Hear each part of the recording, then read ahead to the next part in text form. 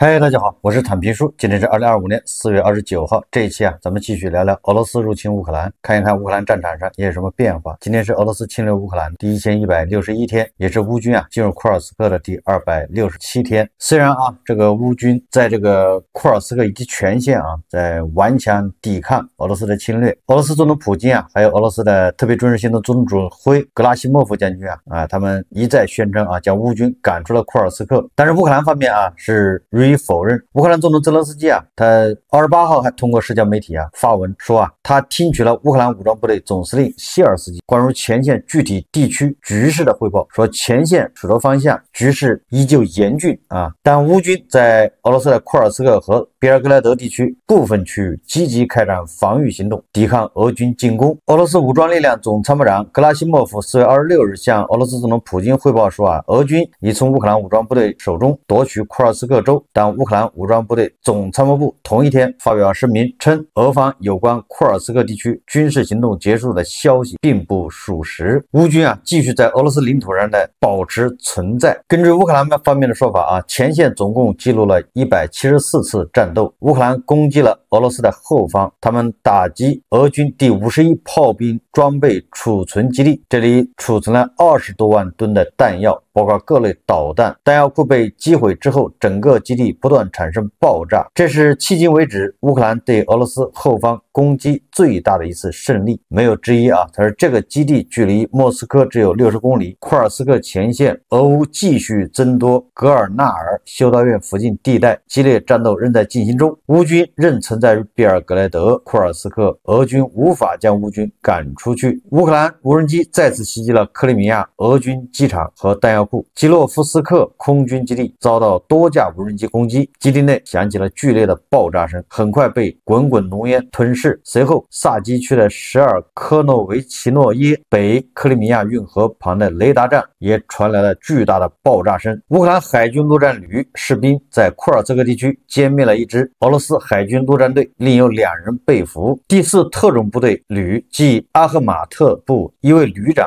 叫布维萨尔乌姆哈诺夫在库尔斯克地区被消灭。4月27号，俄罗斯黑海舰队第810旅代理司令向俄罗斯总统普京报告称，在库尔斯克州作战的乌克兰武装部队零散团体和个别士兵将被很快消灭。从这2个信息来说这个显然跟格拉西莫夫说的26号说的将乌军赶出库尔斯克这个相矛盾。那我来说一说这个战场上因为咱们也不在前线，就是在前线你也看不到全面，也就是乌军到底有没有被赶出库尔斯克，现在各执一词。我个人分析即便乌军没有被赶出库尔斯克，即便乌军现在还有少量的也就是在库尔斯克和苏梅州交界的地方那一块是丘陵有利于乌军在那儿坚守，俄军想把他们赶走也不容易。但是这个已经无伤大雅，就是对俄罗斯来说就俄罗斯方面他完全可以认为库尔斯克战役已经结束了。部分丘陵地区部分的1-2个据点乌军还站着呢。乌军整个在别尔格莱德在库尔斯克恐怕一共只有几十平方公里，不到100平方公里这么大地方。俄罗斯他完全可以选择性的忽略我想大家能理解这。那对乌克兰来说呢，他也可以说他撤了，他也可以说他没撤，因为这个从布良斯克、库尔斯克、别尔格莱德这个边境线非常长，乌军随时可以派支部队过去，对吧？打一打，打完了形势不妙他就撤，形势有利他就在那儿坚守一阵子，它是个过程，对吧？所以说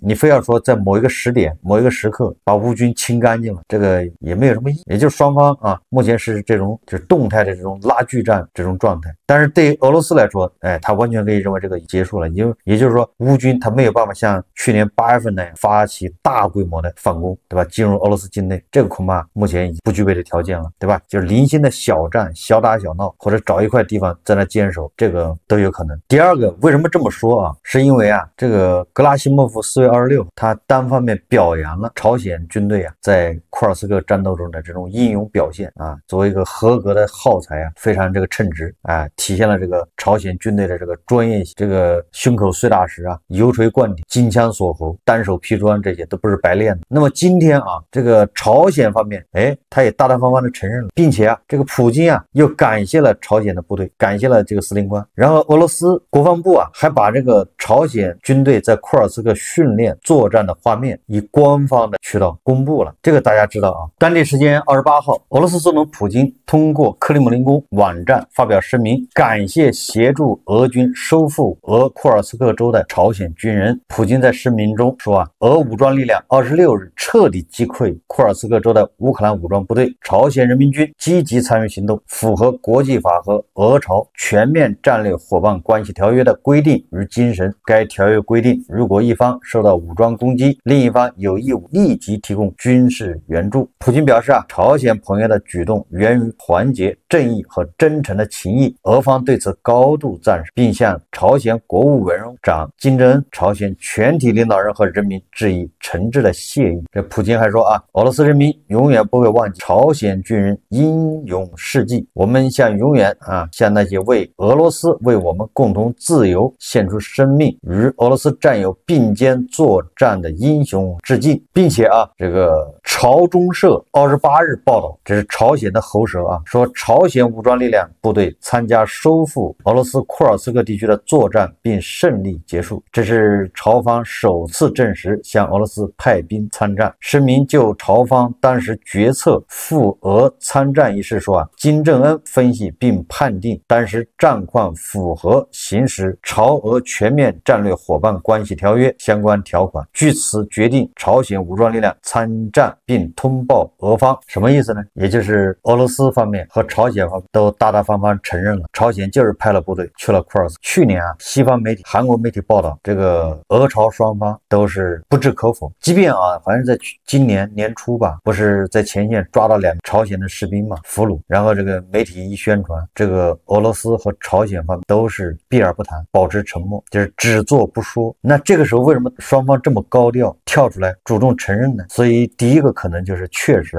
俄罗斯在库尔斯克的战役告一段落结束了，甚至有可能这个朝鲜的军队已经班师回朝，也有可能撤到后方休整，对吧？也有可能已经回到朝鲜，也就是打完了我就撤了，撤的时候告诉你们一声我来了，这也符合这个国家的行事准则如果打败了他就不承认，不知道现在赢了，他认为赢了，对吧？这个战告一段落了，他可以骄傲的宣布取得了库尔斯克战役的胜利。所以从这个俄罗斯和朝鲜双方官方跳出来承认，再也不藏着掖着了，说明这个库尔斯克的战役应该是结束了，就是大的战是打不起来了小打小闹有可能。这第一个。第二个呢，我觉得让这个俄罗斯和朝鲜绑得更紧，大大方方承认了你们能把我怎么样，对吧？你们能把我们怎么样？你说一个欧洲派一支部队到乌克兰开会来开会去，开了多少个月了？我记得从去年春节开始，马克龙就说要派法国部队进入乌克兰，讨论了1年多，结果欧洲军队没有进入乌克兰，倒是迎来了朝鲜军队进入库尔斯。从这一点上也说明这欧洲议而不决，确实这个耽误事人家朝鲜派部队来打完了就走了，你欧洲还有什么担心？怕什么呢？朝鲜军队他没有进入乌克兰里，他在库尔斯克，那你欧洲的军队你也可以在乌克兰，在利沃夫，对吧？在哈尔科夫，在第聂伯罗、彼得罗夫克，在奥德萨，你怕什么呢？所以这个拿朝鲜和这个欧洲，你就发现欧洲确实现在有点叫势不上劲，有点协调比较难，烂泥还火山墙比较麻烦。你同样的，对吧？你这朝鲜派军队到库尔斯克，人家啥话没说，上去打完了就撤了，你这欧洲天天开会，确实让乌克兰人失望，让这个泽连斯基心寒了，对吧？也让美国人看笑话，对吧？美国人总觉得你这欧洲人天天嘴炮，站在道德制高点，你能干出个啥出来，对吧？确实让人感觉比较这个，你跟叫人比人气死人，货比货的人，对吧？你如果没有参照物，那倒是不好说。你要跟朝鲜一比，你就发现这欧洲确实拉胯掉链子。所以说特朗普不是这个普京和司令官高调宣布他们履行了什么俄朝战略合作伙伴关系这个条约，这实际上就是在打欧洲的脸。不过俄罗斯这个一贯的这种弄虚作假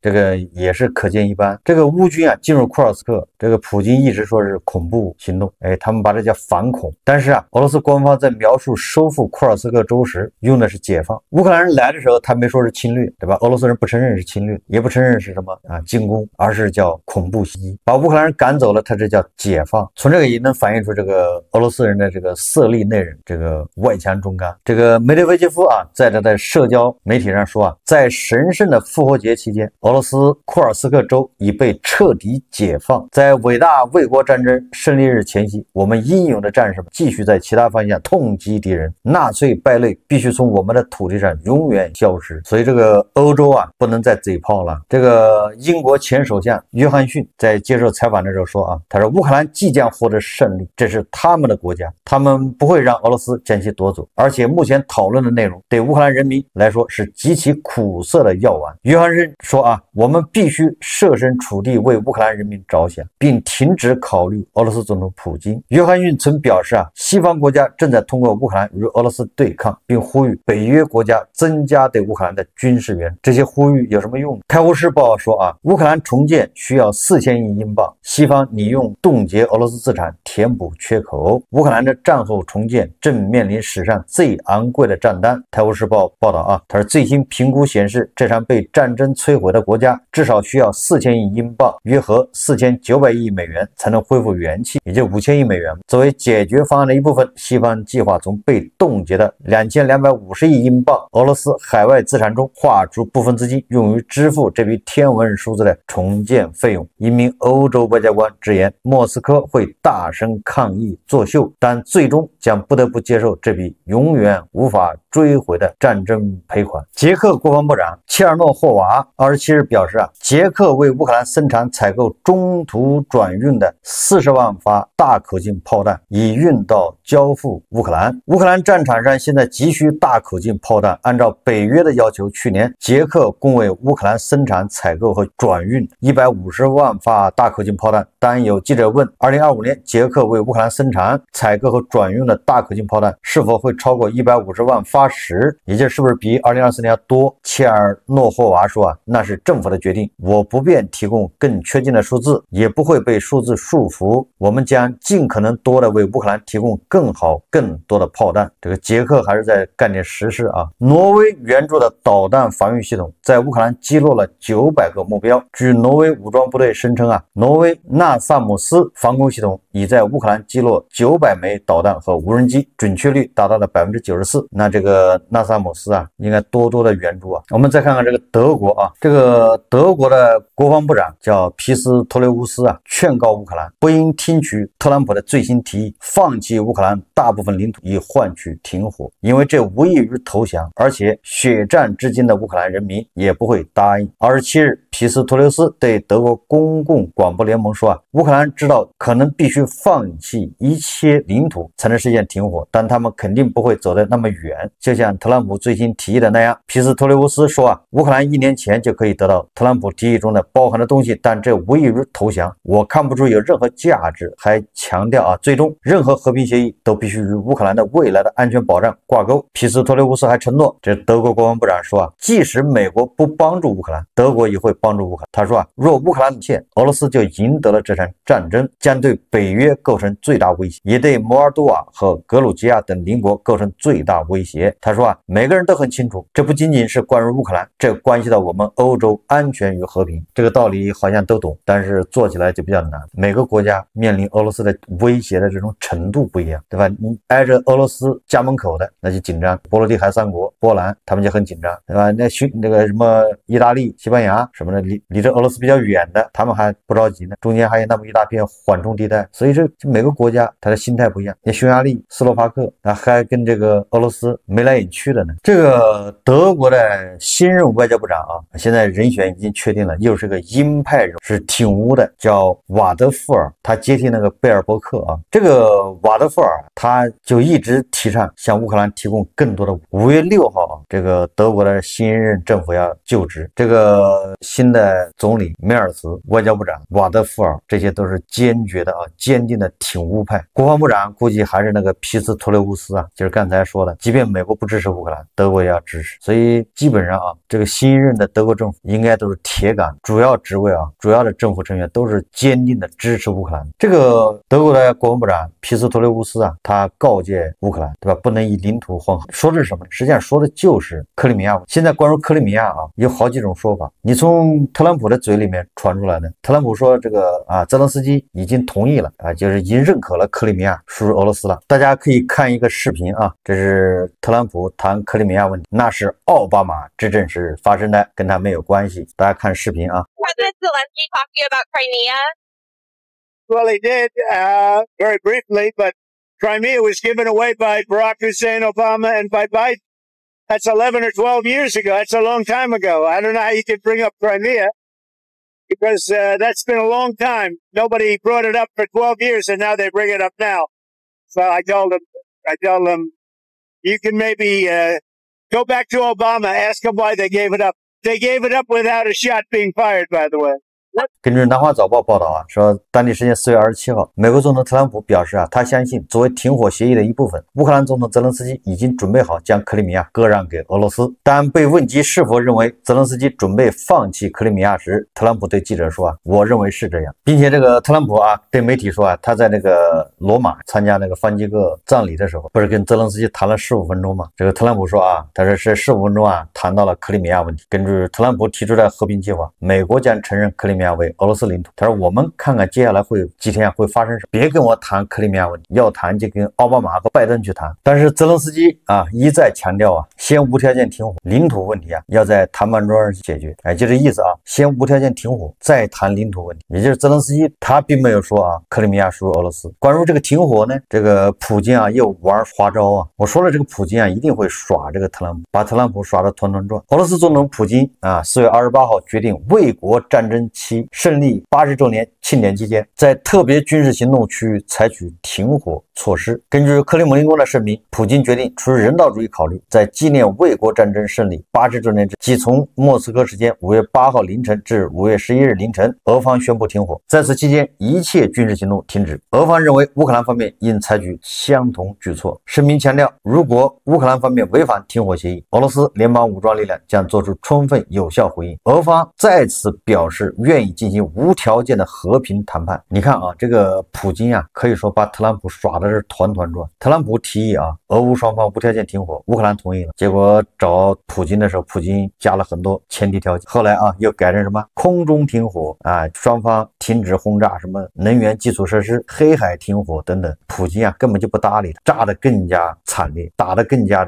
惨烈。正当特朗普啊失去耐心的时候，这普京突然说啊，复活节停火30个小时，给大家过个节。你说说，这不就耍特朗普吗？这30个小时一过，接着打，打完之后，现在说啊，这个胜利80周年，咱要停火3天。也就是说，停不停火那是普京说了算。你特朗普，你乌克兰，你靠边站，我想停就停，对吧？我说停的必须停。你看，这不就是在 PUA 特朗普？针对俄罗斯与这个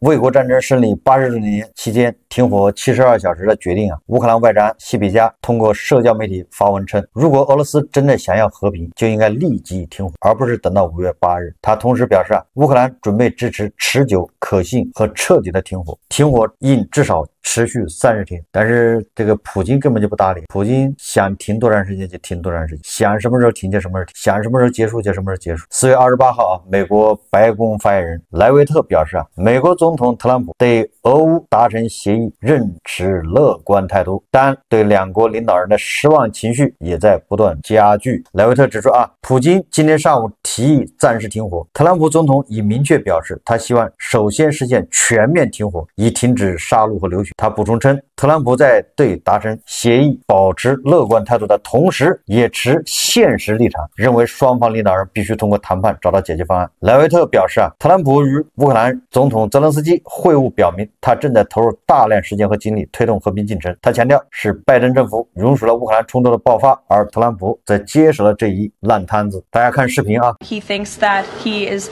increasingly frustrated with leaders of both countries. He wants to see a permanent ceasefire. I understand Vladimir Putin this morning offered a temporary ceasefire. The president has made it clear he wants to see a permanent ceasefire first to stop the killing, stop the bloodshed. And while he remains optimistic he can strike a deal, he's also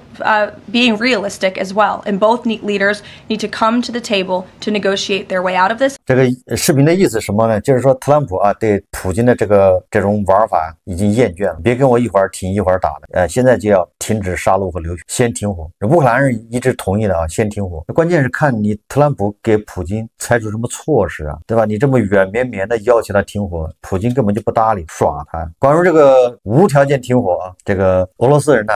重新定义了什么叫无条件。2025年4月27日，俄罗斯外交部长拉夫罗夫在接受美国哥伦比亚广播公司采访时表示啊，俄罗斯总统普京为乌克兰实现全面停火提出了2个关键条件。第一个条件是完全停止西方国家向基辅供应武器，第二个条件是确保乌克兰军队不会利用停火来重新武装和增强军事潜力。拉夫罗夫这番表态是在双方就临时停火进行谈判的背景下做出的，引发了广泛关注，凸显了莫斯科在与西方对话中的强硬立场。拉夫罗夫说啊，俄罗斯愿意接受无条件停火，但前提是必须满足上述2个条件。你说俄罗斯人是不是个强盗？俄罗斯人他听不懂这些，他只能听懂大炮的声音。他一边虽然说了接受无条件停火，一边列了2个条件，说你要满足这2个条件，我就接受无条件停火。那你这个俄罗斯人到底是有条件停火还是无条件停火？这不就是绕吗？你这不是耍特朗普吗？对吧？他说他接受无条件停火，但是你得先满足我2个条件，我给你特朗普的无条件停火前面再加2条件，并且啊，这个俄罗斯人呢一下把特朗普的嘴给堵住了。特朗普恐怕拿这个解除制裁啊来引诱这个俄罗斯无条件停火。结果这个拉夫罗夫说啊，俄方不寻求取消现行美国对俄制裁。他还表示，俄罗斯不反对美国企业重返俄市场，但需要平衡各方利益。你什么意思？也就是你美国企业想来俄罗斯，我还得看一个啊，我看有没有位置给你们，然后我们没打算让你们取消制裁，你爱制裁不制裁？你说这叫什么？这不就是打这个特朗普的脸？特朗普还指望着这个拿制裁来作为条件，所以这个俄罗斯人就是一个神经病，整个的就是一个神经病。前面是哭着喊着要解除制裁，对吧？要把他的银行要接入SWIFT系统，一大堆的。今天他又说，我不需要你们解除制裁，你们想解除制裁是想在我这占便宜，想跟我做生意，就是把特朗普耍得团团转。4月28日消息啊，乌克兰总理施米加尔提出建议，为了实现乌克兰向俄罗斯收取经济赔偿的目的，可以对进入西方的俄罗斯进口商品征收特别关税。乌克兰总理说啊，征收这一特别关税的收益可用于乌克兰恢复基金，这意味着对乌克兰进行赔偿的经济机制将在俄罗斯发生政治变革之前开始运作。这个完全有可能啊，以后从俄罗斯买石油天然气，恐怕就里面就有这个赔偿金，每1立方米天然气恐怕有比如$1、$2用于给乌克兰的这个叫恢复。最后我们再看一下啊，这个乌克兰外交部说啊，乌克兰愿与大国进行建设性对话，以解决当前问题。乌克兰愿与大国进一步开展对话，以解决大国公司支持俄罗斯对乌克兰的侵略相关的当前问题。这个乌克兰外交部发言人呢，蒂西在新闻发布会上做出上述声明。既然这涉及大国，我们认为在乌克兰与大国之间已建立对话机制的背景下，所有有争议的问题都应通过对话和坦诚沟通方式来解决。我们过去一直，现在依然愿意与大国进行这种对话。我们提出关于2国外长以及国家领导人之间接触的建议，已在中方审议相当长一段时间。蒂西补充道，这个很有意思了啊，这个泽连斯基啊，就是上个星期啊，不一直说大国援助俄罗斯这个武器嘛，然后又说大国这个有2个俘虏啊，对吧？实际上现在看啊，基本上可以看作是乌克兰啊，乌方他想跟大国啊直接联系，建立这种直接对话沟通渠道。我理解的啊，过去因为有美国在，这泽连斯基不方便直接跟大国打得火热，不便于主动联系，因为这个拜登政府对吧？那不管是怎么什么关系，他美国跟大国之间还是有一些这种叫竞争啊，或者是叫什么小院高墙，对吧？孤立。那乌克兰需要美国支持，所以他在这方面肯定是为美国马首是瞻，不想因为这个得罪美国，应该这么理解啊。所以他不可能跟大国打得火热，去让拜登不舒服。那大国也不会说主动跟乌克兰打得火热，让俄罗斯不舒服。所以说双方啊就这样不是那么火热。那通过这个事情呢，那正好现在你看，反正特朗普不仅跟大国翻脸，特朗普跟乌克兰也翻脸，所以说这个对泽连斯基来说就没有必要说看着你美国态度了，对吧？我跟大大国交往也不用顾及啊，你美国高兴还是不高兴，反正你特朗普也就这样。所以说啊，在这种背景下，这个乌克兰泽连斯基他恐怕希望直接跟大国联系。你看看乌克兰的外交部现在相当于公开喊话，要进行建设性对话啊，他不是说问责，不是来跟你吵架的，是建设性对话，什么意思啊？所以我觉得这应该啊，对大国来说也是个机会，自然而然的切入到跟这个乌克兰进行建设性对话，跟乌克兰建设性对话，这样改善跟欧盟之间的关系，改善跟欧盟的关系，对吧？这样也有利于啊跟特朗普啊打这个贸易战。好，这期节目我们就聊到这，感谢大家收看。如果喜欢我的节目，欢迎订阅转发，也可以在下方留言评论，谢谢大家。